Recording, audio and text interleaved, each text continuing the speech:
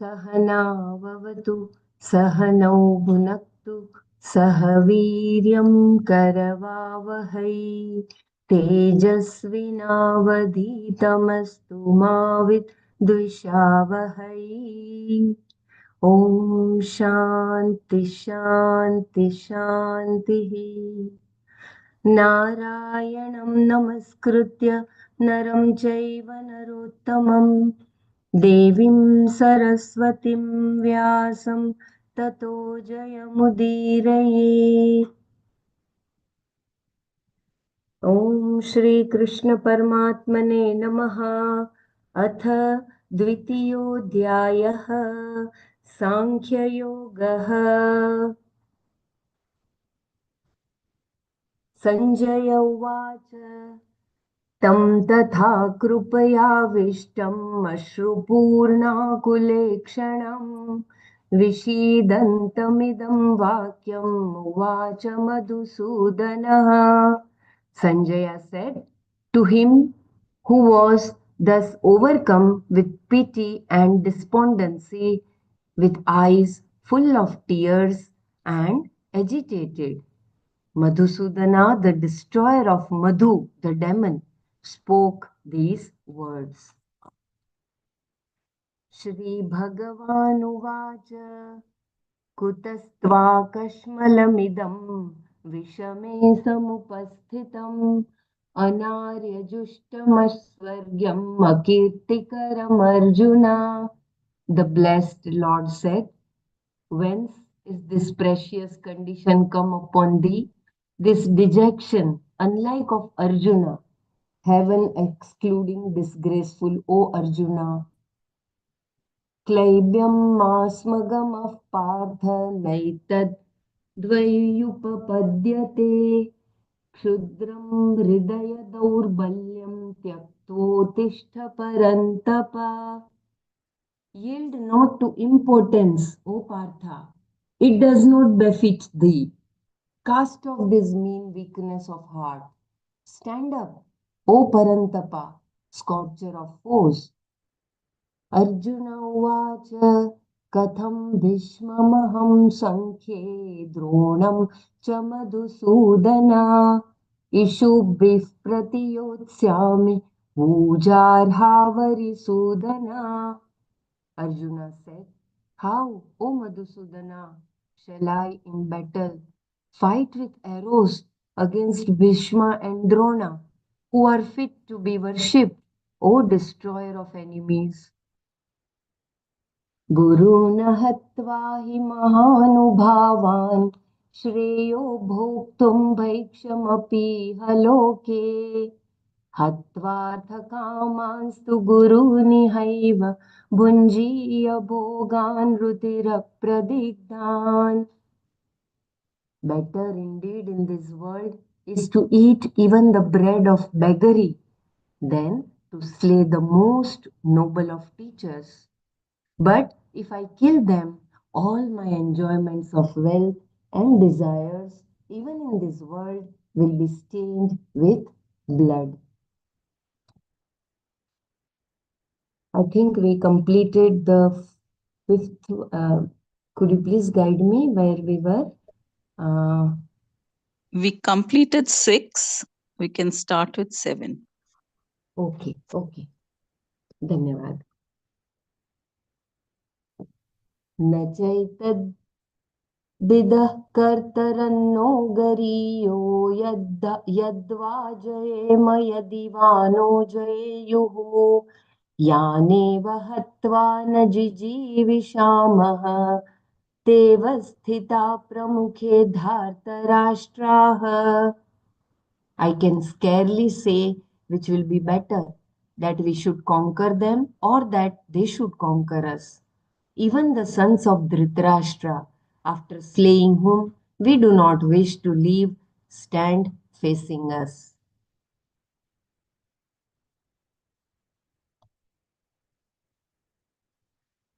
I will read the last few lines of the sixth shloka, especially the Pratipadartha of the sixth shloka.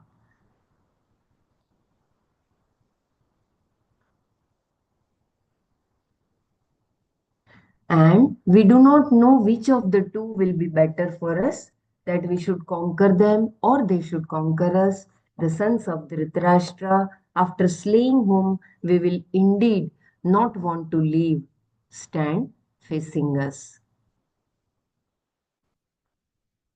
It's a small verse only. I will read fully.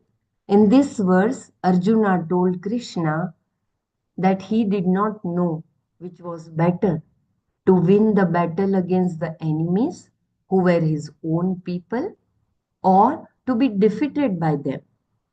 Regardless of who was victorious, the problem would remain. To be victorious, Arjuna had to destroy all these people. He would have the pleasures of a kingdom, but would be unable to enjoy them. For Arjuna, then the choice was meaningless because Krishna was telling him to get up and fight. He was confused about how the victory could be good for him. If, on the other hand, Duryodhana won, the Pandavas would have to go to the forest and live a life of a bhikshu. Although this lifestyle was arduous and there would be no enjoyments, Arjuna thought that it was definitely the better of the two alternatives. He said that the Pandavas did not want to leave by destroying the sons of Dhritarashtra and those connected to them, Bhishma, Drona, Kripa, and so on, all of whom were standing in front of him on the battlefield. He called the war a no-win situation. It would be one big loss, and he had no interest in it. But Krishna had told him that what he was thinking of doing was wrong. Therefore, Arjuna argued that whether it was wrong or right, the situation was such that he could not see anything good coming to him from fighting. So, in spite of all the straight words told by Sri Bhagwan and the motivation by Bhagwan by telling him, O Parantapa, O Partha, the son of Pritha, if you will leave the battlefield, it will not be good according to your dharma. You are Kshatriya, you have to fight. But Arjuna, being that very innocent and very compassionate, he was as usual confused and he was not able to see anything good in fighting according to his dharma. Instead, he was thinking of taking sannyasa and going to the forest. He doesn't want to be Guru Sudana. As Madhusudana said that you have to kill, you have to fight. But he said, you killed demons, but I have to kill my own Guru and my own people. So I don't want to be labeled.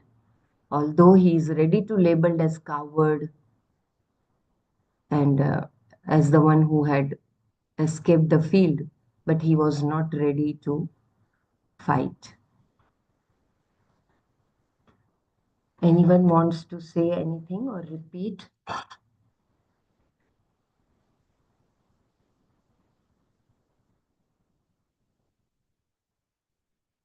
Okay.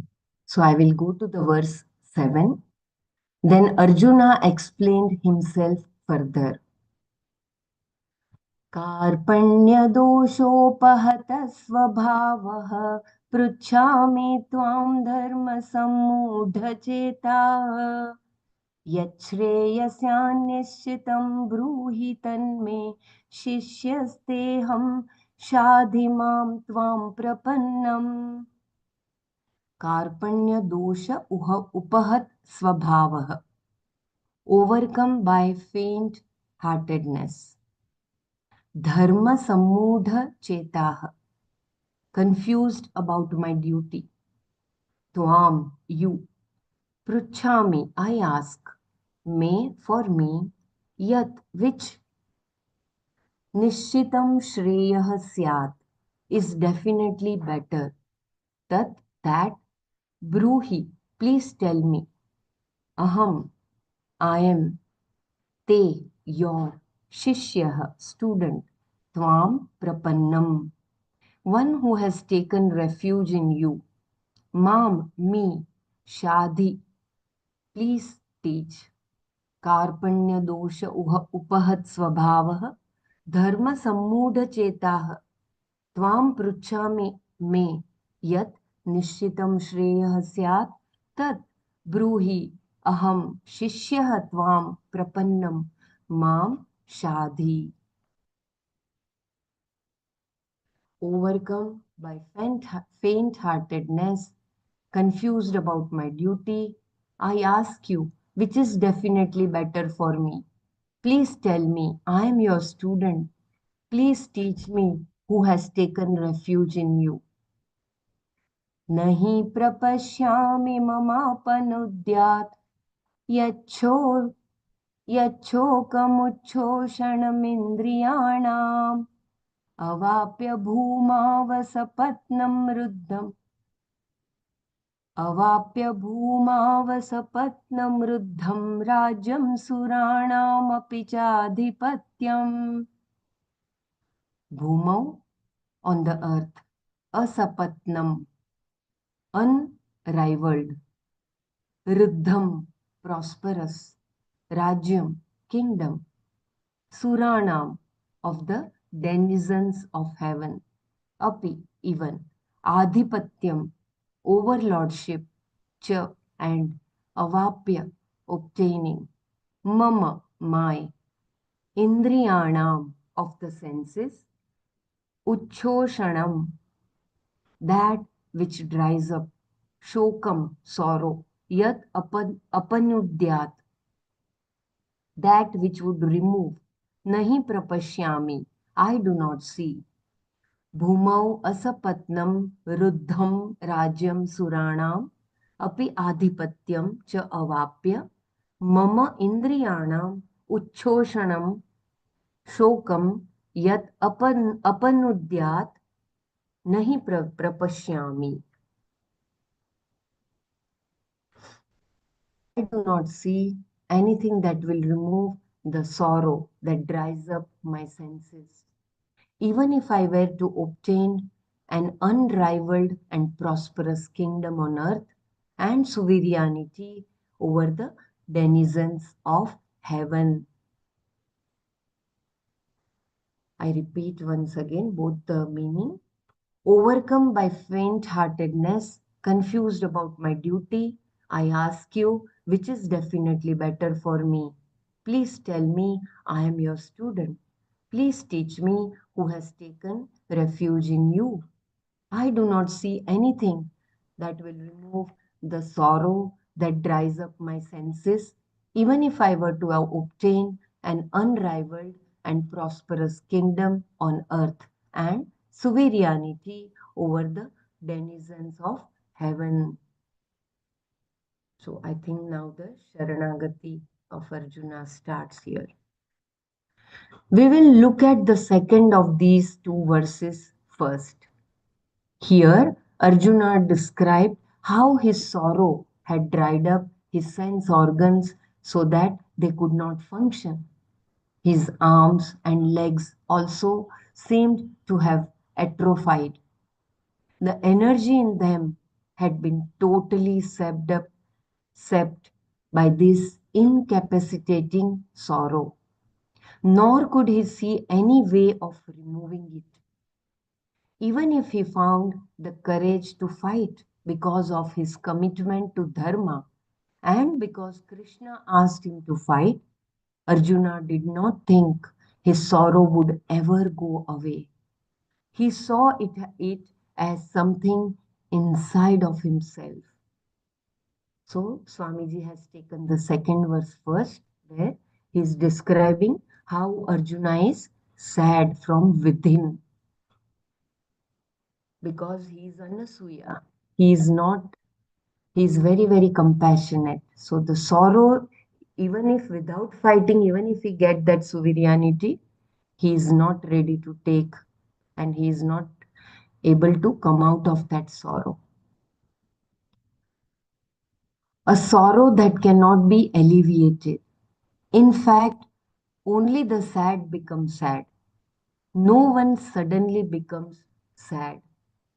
Just as the angry become angry, the sad become sad. If you are already angry inside, all that you require is a reason to become angry.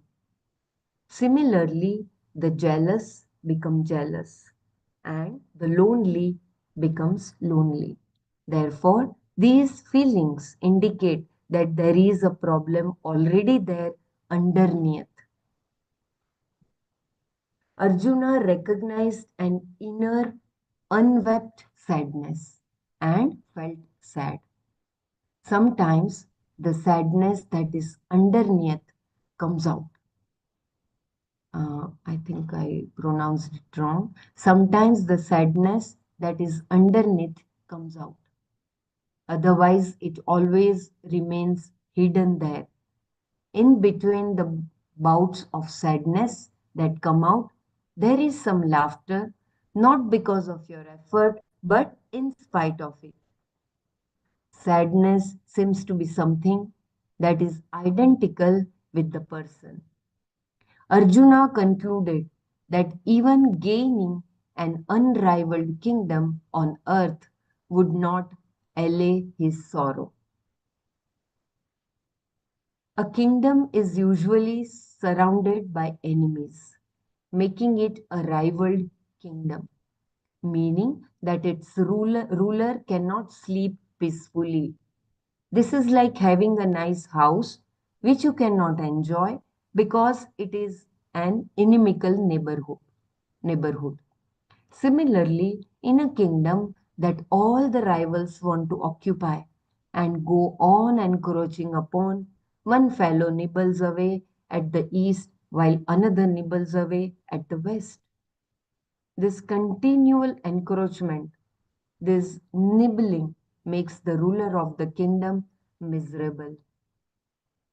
Therefore, in order to be happy, a ruler must have a kingdom that is unrivaled. Even by being the emperor of an empire, this could not be accomplished. Arjuna knew.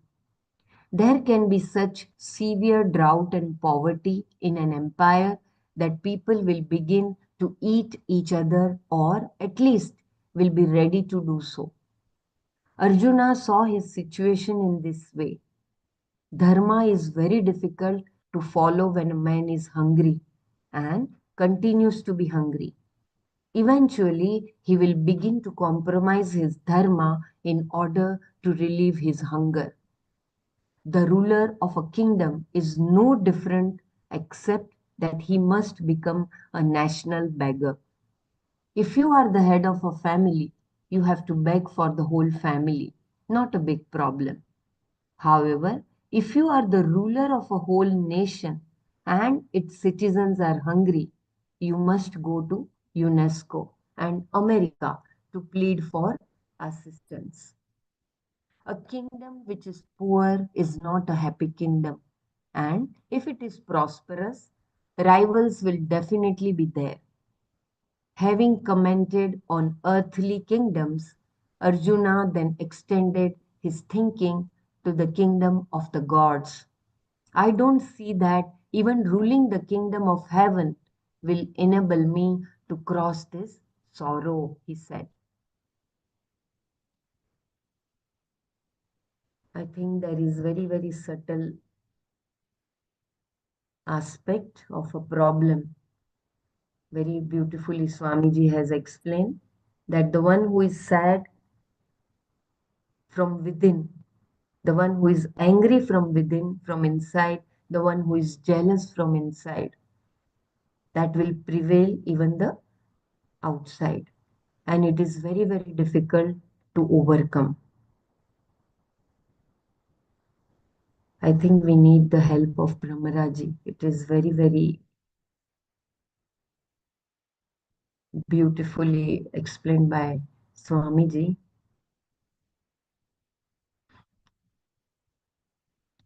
Or somebody else can explain about the problem, which is that fundamental problem where he has believed that he is sad. Jai Gurudev. Yes, please. This is an emotion, always. We will be passing through so many emotions, like sad, anger, jealous. Swamiji has told, no, already. Yes. So, if we are jealous within, it just needs a spark to see, oh, they are doing better. That much is enough to become again jealous, If you are angry within yourself, your anger, you are holding that anger, you are not throwing it out. See, that time, it just needs a little spark, then you become. Similarly, the emotion sad also. He is attached to his guru, his mentor, and grandfather, respected this one. He is attached to so much that if he fights, there will be no more, And how to be happy without them? See, is moha. Moha is covered in, completely. So that if we even get the kingdom, and if people are not there to enjoy, he will be sad. That is what he is feeling. Means he is completely delusioned. Means moha has covered him and attachment has grown. So he is not able to come out of it. And even if he gets heaven, if their people are not there, how he has to enjoy the heaven? That is his problem, Arjuna's problem. Main is that. And it is coming out now. That's the inner feeling that even if I get the heaven, and if my people are not there to enjoy with me, what's the use of enjoying? That is the feeling he is having. So he is completely delusioned, means moha has enveloped him. He is not coming out of it. He is not seeing the truth, exact truth, what is the meaning of happiness. Therefore, Krishna has to step in and tell what it is. He is doing his duty, he is doing everything, whatever he says. Even after going for war, and suppose he wins, he gets heaven. If people are not there to enjoy, what's the use? That is what his main lesson. So he is sad within, and it has to come out of it. There's a subtle that, if sad people can only become sad, and jealous people only can become jealous. So we had to create that happiness within, not outside. That is the subtle meaning of it. We had to create the happiness within ourselves, and that lies inside. Atmanev Atmanam. That is what it is. The happiness is within. We are seeing happiness outside. he is also seeing the happiness outside. So that part is certainly told about. So if you are sad within, you will become sad. You are angry within, you will become angry. If you are jealous or any negative feeling, you become that, because you are attaching importance to the outside, what it is, this one. You are not knowing your own, what you are inside. You think that what you are is from the environment, what you are around, surrounding. So he feels that sadness within himself. So how to get out of it, will be telling why Krishna is making that step. That is what I felt it. Thank you. I think it's clear. Dhanyavad, very beautifully explained. Yeah. Am I audible? Yeah, that Yes, is what yes. they say, no? They say, if you have lost your key, you have to see where you have lost it, not outside, you know. So we have lost our peace and we are finding the peace outside.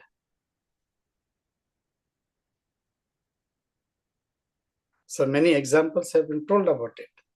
If I have lost the key outside, I have to look outside. If I have lost the key here in the home, because light is outside, I will go and search there, means it's not possible. We have to go within ourselves.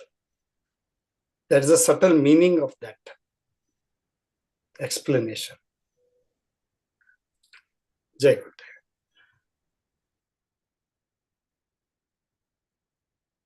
Jai Gurudev, in contrast to Arjuna, Krishna is not sad, right? So Krishna, it is all about the fundamental problem of non-identification or misidentification of the I. Here, Arjuna he still identifies himself with the body, mind, sense complex and the ego complex, which is why he's able to say, my people, my teachers. Whereas Krishna is not sad. He is identified himself. He is the truth. He's a jnani then.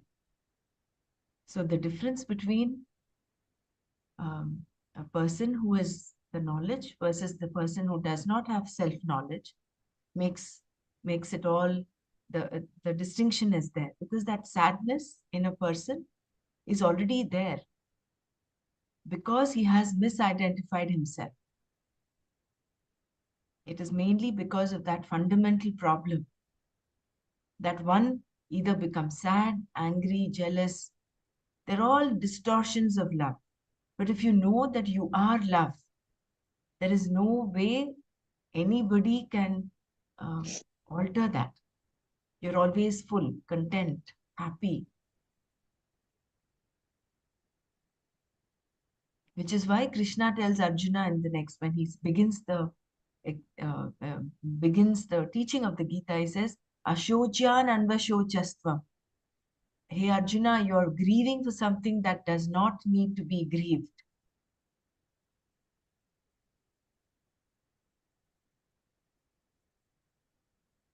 So as long as we attach ourselves to the small I, you have no escape from these shad ripus, all the distortions of love or happiness. And we are happiness. We don't need to, pardon me, Sureshji, we don't need to create happiness. We only have to identify that. Yeah. That is what means. The happiness is not created. Yeah. The words. Happiness is already there. Yeah. You just have to discover and What it identify. is. Correct. That's it. That is all you have to do. Those exact word didn't come to me. No problem. No problem. So every time, what is our takeaway from this? Whenever we are sad, whenever we are in the grip of these shad ripus, just that little spark of awareness should come, saying, hey, listen, I'm getting caught up in the small I. Just that awareness brings us back to our center. And then we are in acceptance. We're in acceptance of ourselves and the situation. And then you'll have that prasada, that prasanna chitta, that tranquility, the prasada manasa happens. And that is what we learned in the end of second chapter. Prasade sarva dukkhanam hani rasyopajay. And with this tranquil state is what is there in the Sthita Prajna, like that full ocean.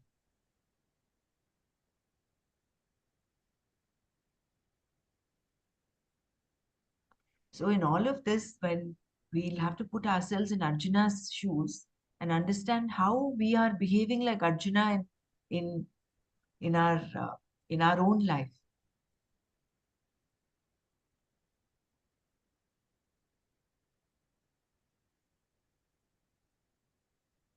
Yeah, you can please go ahead. Anybody else Yeah, wants to share? there is one more very, very beautiful and subtle statement. Dharma is very difficult to follow when a man is hungry and continues to be hungry. Eventually, he will begin to compromise his dharma in order to relieve his hunger. Could you please help explaining? Because it's very true when the person is not having his food and you cannot tell him that you are Atman and you are happiness, your joy. He will not be able to follow. He can do anything for fulfilling his hunger. So, kindly help to understand this from our daily.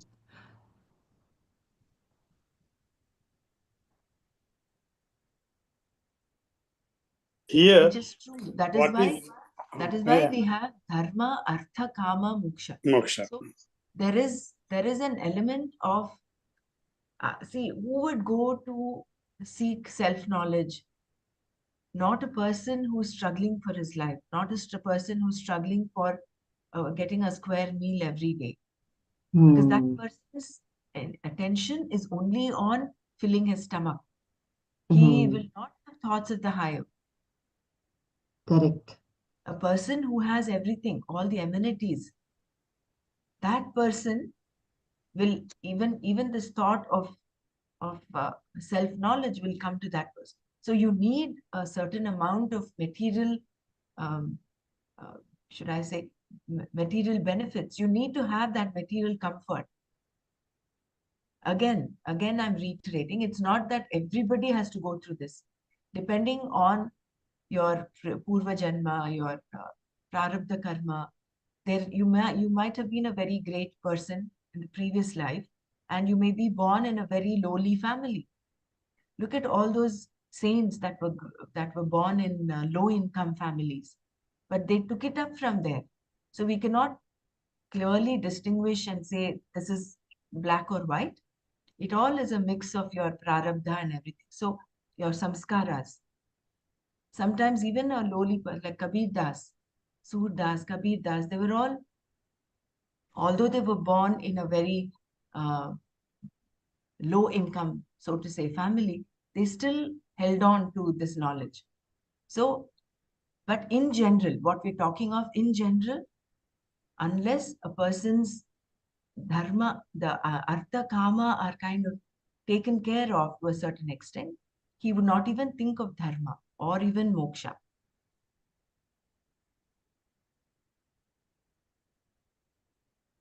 This is my understanding of this. I think it is mainly about the samskara, you know. If your sanskara is good, as you said, if it is prarabdha karmas are very good, even though you are in a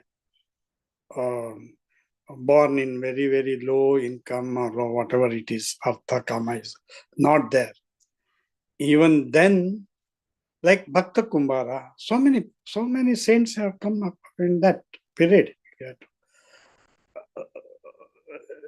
Their sanskara was good before. That matters, you know. Therefore, we have to give good sanskara to everyone, whatever, our children, whatever. So that is most important. then you will have a clear mind what is priority, whether it is dharma priority, or it's only artha kama, or it is moksha. So these all will come. Everyone has to pass through this. These are the four pillars. Unless artha and kama are satisfied, dharma and moksha will not at all come. But dharma is the most important, more than the artha kama, actually. If we are steadfast with dharma, and you know that I have to be like this, you will endure the difficulty and pass through that, and then your clarity of mind will become correctly, and you will pursue the moksha. This is what happens. Every see, the poor person, he will go to, that's what the Krishna has said, no? First, there are four prayers who do prayer for me. The first, who has not got anything, and he is very what you call, I'm not getting the words, Miserable. miserable, and he is frustrated in the life. He goes to God, what have you given to me? That is the first step. Then the second step, you get if you get artha kama, some little food and all that, then the second step starts. Whether I am, he wants to get it and he is satisfied. Then the third step starts, he starts inquiring, and then reaches the moksha stage. So these are the four stages. Even Krishna has said about it. But we should know what is clearly what is dharma. That has to be established. Whether you are poor or this one, dharma has to come to you. Means what is good and what is not good to you, to human, whatever we say. Okay. Even in the worst case, Satya Harishchandra did not leave his this one steadfastness with the dharma, Satya. So that steadfastness has to come only by the samskara only. So the parents' job is very good, helpful in this. And I think our society has that inbuilt. Prayers, that, this, etc. But now only we are losing that contact. You know. But having said that, this is only Arjuna's perspective, right? Yeah. This is not what Krishna is saying. This is Arjuna's perspective. that is. But then when you look at the breathwater sound workshops that we have for the underprivileged, yes, we don't, I think I will reiterate, I will take back whatever I said, because if you look at it in the broad perspective, happiness is everybody's birthright. That is the basic principle upon which all the programs in the art of living are constructed. So everybody, irrespective of his status in society, whether he's wealthy, rich, or poor, he has it's his birthright to be happy, to discover happiness. And therefore, we have breathwater sound workshop. Otherwise, if you look at this dharma, the artha and kama, they're insatiable. Where is the limit? Where can you draw a line and say, hey, you've got enough artha, now you can proceed to dharma and moksha? It makes no sense, right? So everybody, whether in whatever strata of life he or she is in, has this basic, the eligibility is there. this is what Arjuna's argument is to Krishna. He's saying dharma will nobody will be able to follow dharma because there's this downfall. So we are looking at this paragraph through Arjuna's eyes. That's correct. Breathwater Sound Workshop, if you look at the Breathwater Sound Workshop, just want to share recently, we had a VTP and then we had back-to-back Breathwater Sound workshops. And some of the VTP graduates initially were very hesitant to go and take the workshop. But just the one session, just 1.5 sessions that they had, and they saw the joy and the transformation in the people there, it filled them. It filled them with so much of joy, so much of fulfillment. They say, just this, we just spent a few, less than 2 hours with them, and then there's so much of transformation, the smiles. So what they did was just to remove that little bit of, and they had a glimpse of that happiness that was within. They just got that little tranquility. This was in Bahrain? Yeah, this was in Bahrain. Yeah.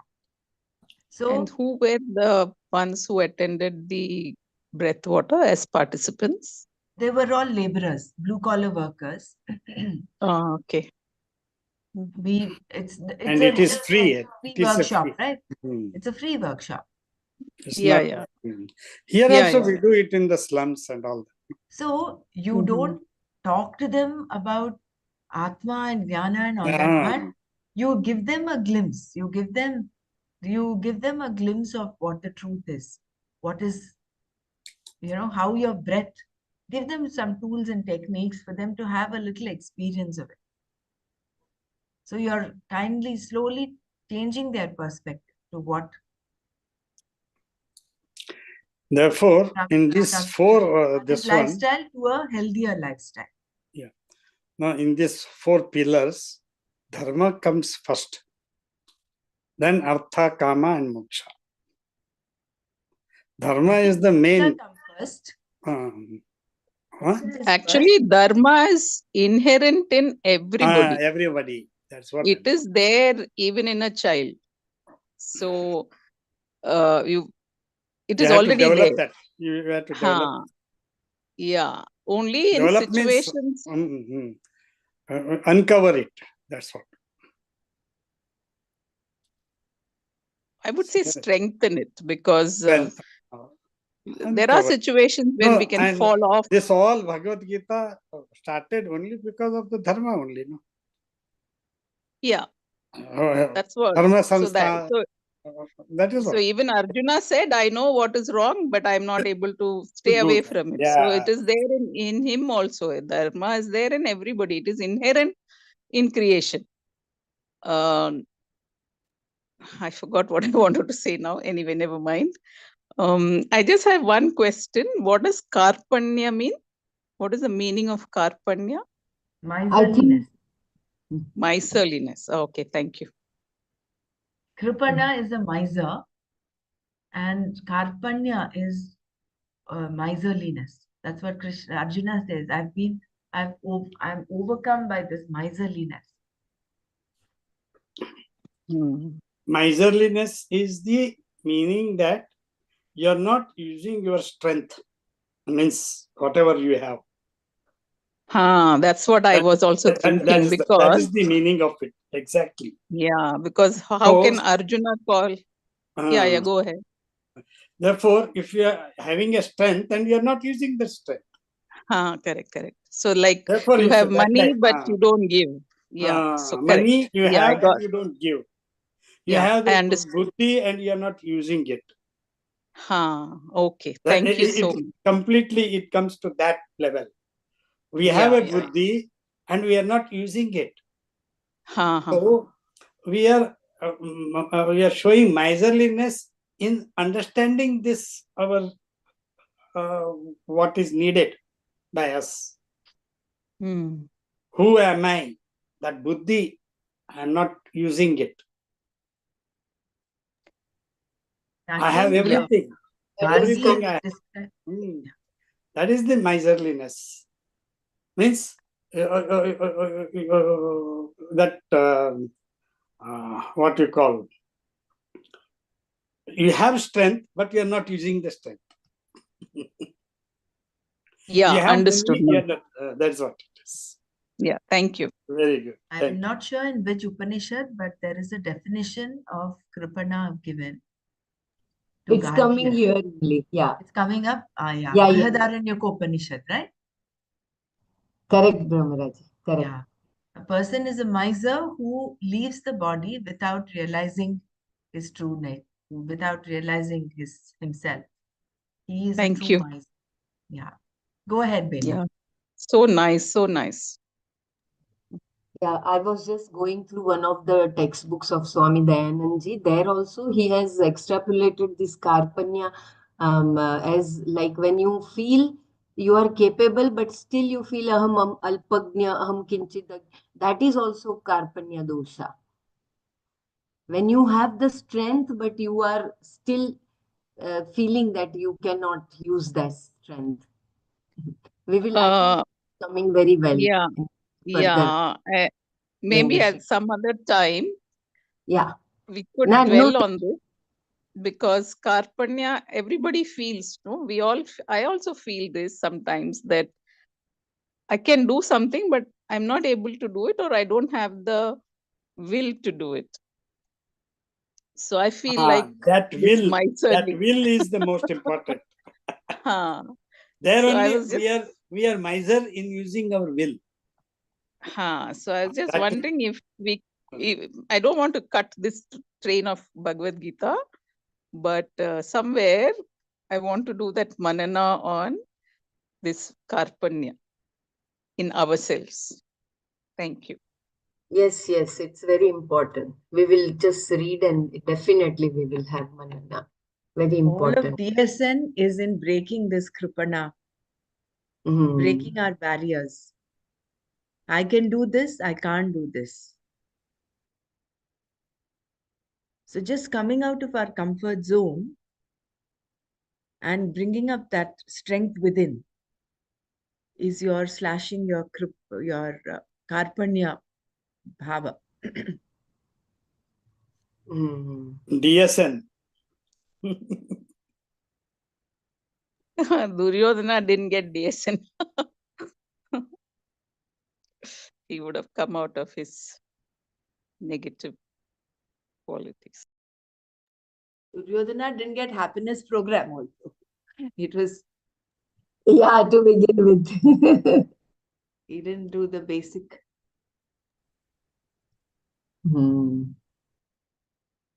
And this dharma, I was just thinking about the Valmiki, how he turned himself into from that looter to a sage because of the grace of sage Narada. He also was doing adharma for the hunger, fulfilling the hunger of the whole family.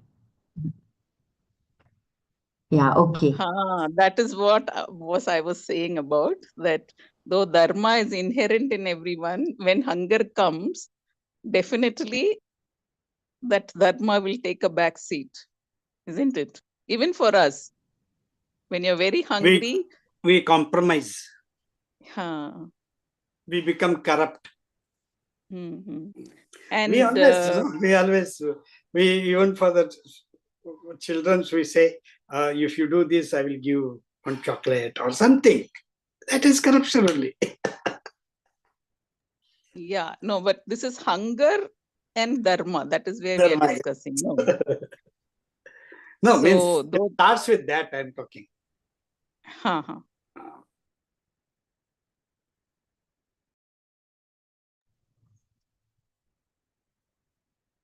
Yeah, so I think I'll go ahead. I know we will have so many things coming up when we put Srimad Bhagavad Gita into our practical life. And that is what is important, how we can, I think then we have gone through Gita, but then the real Gita will go through us. Yeah. Arjuna saw his mind as having been destroyed by Karpanya, miserliness. A person who has no money and does not spend is practical, whereas one who has no money but spends is not. Neither is a miser. A miser is one who has money and will not spend it. He or she is always waiting for retirement, which is not related to a job, but to the time when he can no longer take care of himself. Always worrying about who will take care of him, he keeps his money for later. If he does fall ill, he still hangs on to it out of his concern for a more serious illness later. Then, when he dies, his brother in law gets everything. Such a person is a miser. He does not spend on himself or others. He is a very, very unfortunate person, like a child holding on to all of his toys. He is immature. He does not know himself and dies not knowing.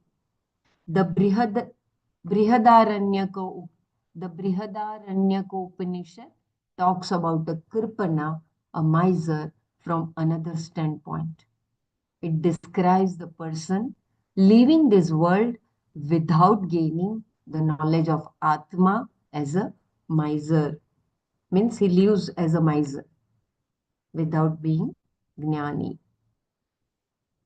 I hope that I will repeat once again. It describes the person living this world without gaining the knowledge of Atma, and he lives as a miser. It says, Yova etadaksharam gargya viditsva sma lokat praiti sa krupanaha. Kindly correct me, Brahmaraji, if I am pronouncing it wrong. Yo va etadaksharam gargya viditva lokat praiti sa krupanaha. O Gargi, the one who departs from this world without knowing this immutable one is a kripana.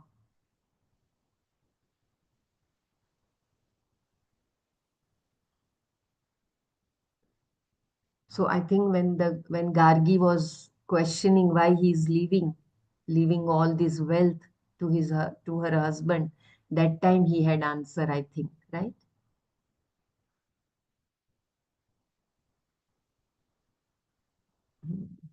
Can you just scroll down? I want to see one paragraph there. You mean the previous one? Yeah, previous now. Just the whole page. That one. So good. Little down. Good.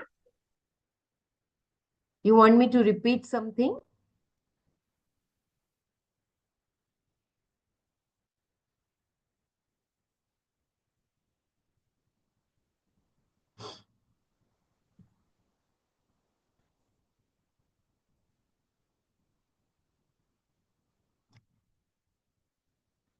Shall I read ahead, Sureshi?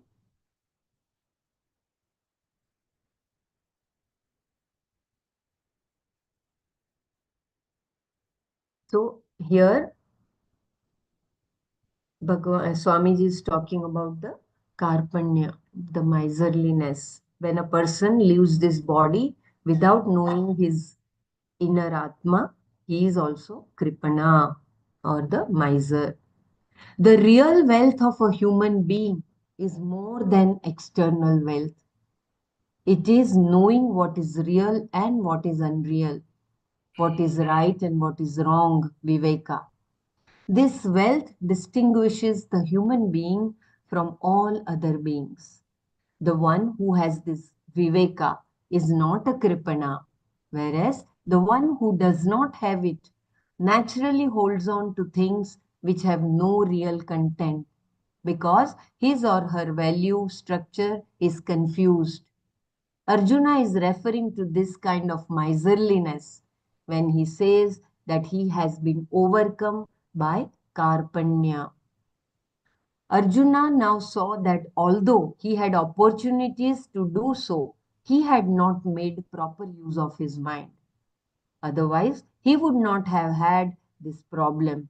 And knowing what was right and wrong would have been easy. He knew he could only decide this when he was not caught in the very concept of right and wrong. He had to know a little more than dharma and adharma in order to decide about right and wrong. When right and wrong itself is an issue, it cannot be resolved by one whose mind is deluded with reference to right and wrong. Because he knew something more was needed, Arjuna asked Krishna to tell him what was best for him. He wanted Krishna to teach him that which is more than dharma and adharma. Two pursuits are open to a person, Shreyas and Preyas. Shreyas is something that is good for all, something that is above dharma and adharma, whereas Preyas is the result of dharma. Any good action produces a result for you, such as prosperity, pleasure, and so on. Shreyas is other than this, more than this. It is moksha. Arjuna therefore asked, please teach me Shreyas alone. I repeat this last paragraph. Could you please read the first paragraph also? Yeah. You mean from here, the real wealth, or from? No, the real wealth, yeah. Yeah. Only that paragraph. Yeah. The real wealth of a human being is more than external wealth. It is knowing what is real and what is unreal, what is right and what is wrong, Viveka. This wealth distinguishes the human being from all other beings. The one who has this Viveka is not a Kripana, whereas the one who does not have it naturally holds on to things which have no real content because his or her value structure is confused. Arjuna is referring to this kind of miserliness when he says that he has been overcome by Karpanya. Arjuna now saw that although he had opportunities to do so, he had not made proper use of his mind. Otherwise, he would not have had this problem, and knowing what was right and wrong would have been easy. He knew he could only decide this when he was not caught in the very concept of right and wrong. He had to know a little more than dharma and adharma in order to decide about right and wrong. When right and wrong itself is an issue, it cannot be resolved by one whose mind is deluded with reference to right and wrong. I think this is the takeaway sentence, the last one. I repeat once again. When right and wrong itself is an issue, it cannot be resolved by one whose mind is deluded with reference to right and wrong. Because he knew some, shall I read ahead? Because he knew Yes, something. please. Because he knew something more was needed, Arjuna asked Krishna to tell him what was best for him. He wanted Krishna to teach him that which is more than dharma and adharma. Two pursuits are open to a person, Shreyas and Preyas. Shreyas is something that is good for all, something that is above dharma and adharma, whereas Preyas is the result of dharma. Any good action produces a result for you, such as prosperity, pleasure, and so on. Shreyas is other than this, more than this. It is moksha. Arjuna therefore asked, please teach me Shreyas alone. Krishna could have said, why should I teach you? I came here to drive your chariot, and you are asking me to teach. That was not the original contract. I said I would drive. I told you I would not fight. I did not tell you that I would teach. You wanted me to drive your chariot, and I accepted. Now you are asking your driver to teach you. But Krishna responded in this way because Arjuna was telling him something that he had never told him before. He was saying, I am your student. If someone tells you that he is your student, you have to decide whether he deserves to be a Shishya or not. Whether you will be his or her guru is something for you to decide. Thus, Arjuna left it in Krishna's hands. He seems to say, the ball is in your court now, Krishna. You do whatever you like. I don't care, but I am your Shishya. Up to now, Arjuna had not told Krishna that he was his student. That is why Krishna had not taught him so far.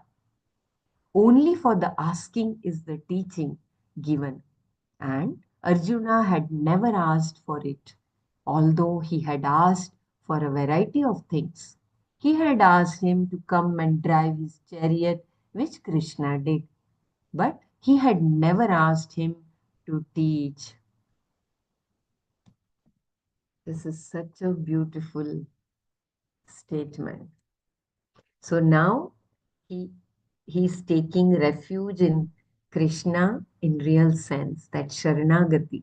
And he's asking Lord Krishna to teach him only what is Shreyas.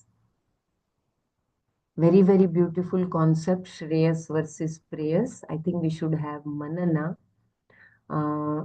We have already crossed the time. Should we repeat this again tomorrow? Brahmaraji, if you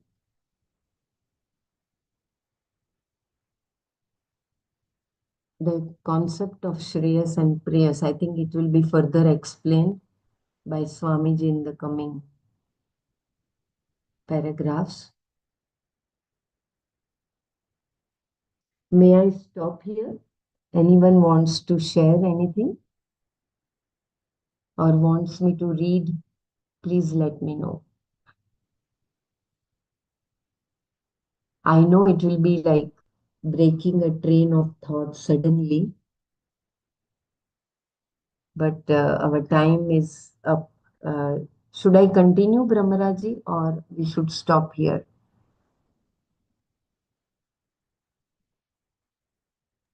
We'll I continue think we tomorrow. can, yeah, we can stop here. Yeah, okay. Anyone can just help to revise till I find the meditation. Just revising what we have done, very, very important. Certain takeaway points from today's session, if we can sum up.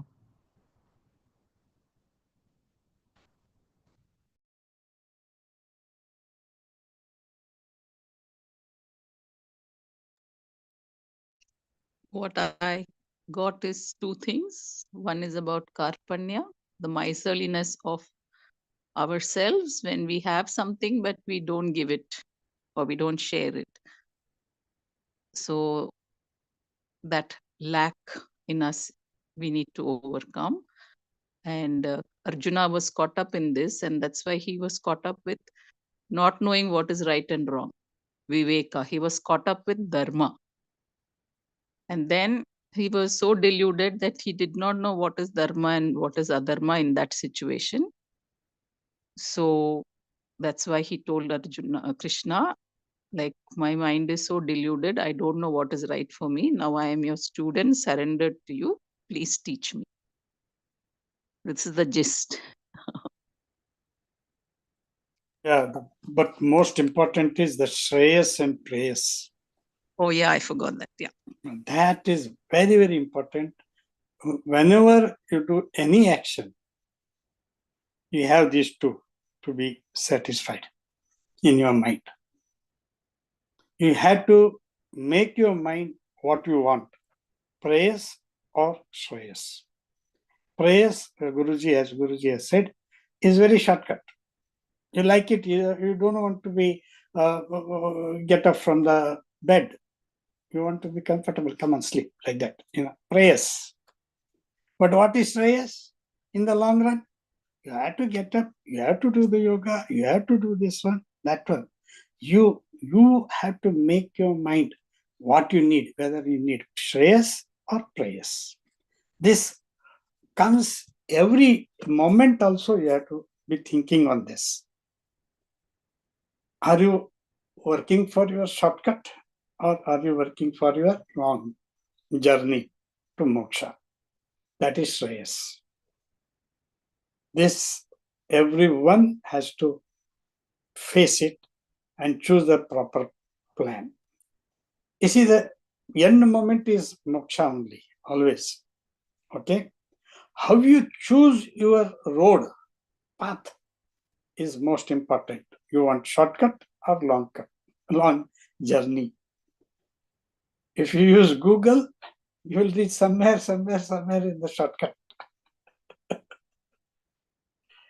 But you know the goal, you choose whatever the best path. That is shreyas for you. That is always, I say, always, everyone, GPS is very, very important. The path you choose according to dharma, according to this one, it will take you to long run. That has to do. Or are you compromising your values for small comfort you need? This is again the DSM program. You have to break your boundaries. Or you just want to just lie in a bed and you are dreaming about the moksha. Is not possible. Shreyas and prayers. Every act we have that. If you think on this, I think you are always on the good track and you will reach, whether it is late or sooner. You will reach. You have to choose. Every moment you will have these two, shreyas and prayers. You have to choose one thing, and that is shreyas. That you have to make your mind. Thank you. Sorry, late it is. No, I think it is very, very important. I think tomorrow we will have more detail because it is very, very important. It is beyond this all. I mean, the way Swamiji has explained and the way we have to put it into our real life is very, very important. As Sureshji rightly said, it is moment to moment, the choice between me or the world. When we know that it is what the time I have, the capacities I have, the abilities I have, how much I am able to contribute for the welfare of others. Am I a miser even in doing that? So that is very, very beautiful to reflect upon. I think we will do it tomorrow, definitely. Kindly forgive me for not allowing. I will just say the Shanti mantra and we will just try to be with our own self inside while meditating and remember the compassion of Bhagavan. Om Sarve Bhavantu Sukhinah Sarve Santu Niramayah Sarve Bhadrani Pashyantu Ma Kashid Dukha Bhag Bhavet. Om Shanti Shanti Shanti. Harihi Om Shri Gurubhyo Namaha. Harihi Om Tat Sat. Sarvam Shri Krishna Arpanamastu. Jai Gurudev.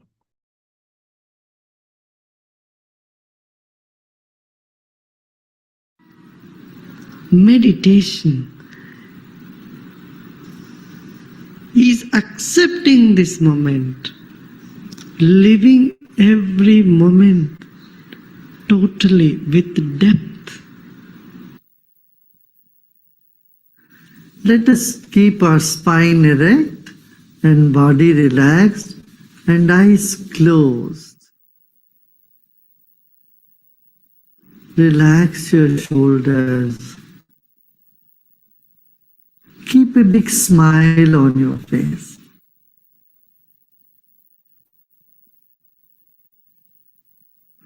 You're sitting like the statue of Buddha, very serene and with a serene smile on your face. Relax your body.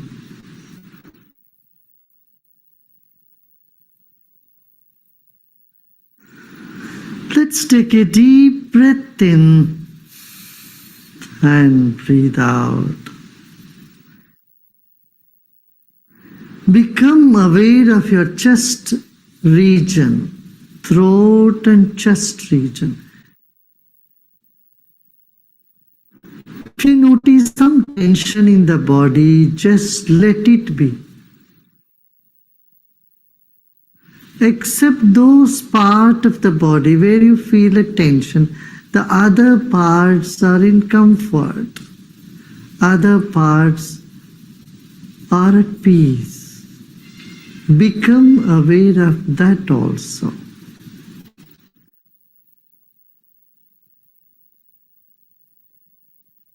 There are many good things about you and inside of you. Acknowledge them. They will never leave you. And the negative aspect you may see in you is never going to stay with you forever. They are all guests for some time. Let them be. Sit with the total acceptance of yourself the way you are at this very moment. Total acceptance of what is now here. Lead us to deeper meditation.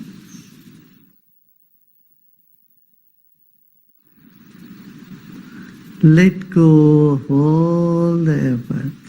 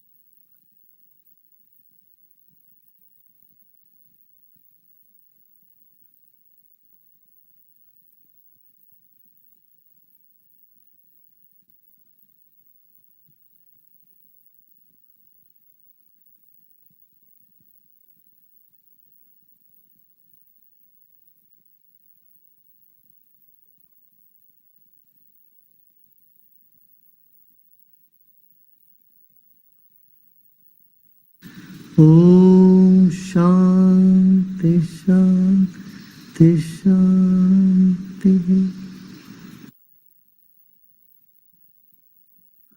Let go of all your effort and be in this emptiness.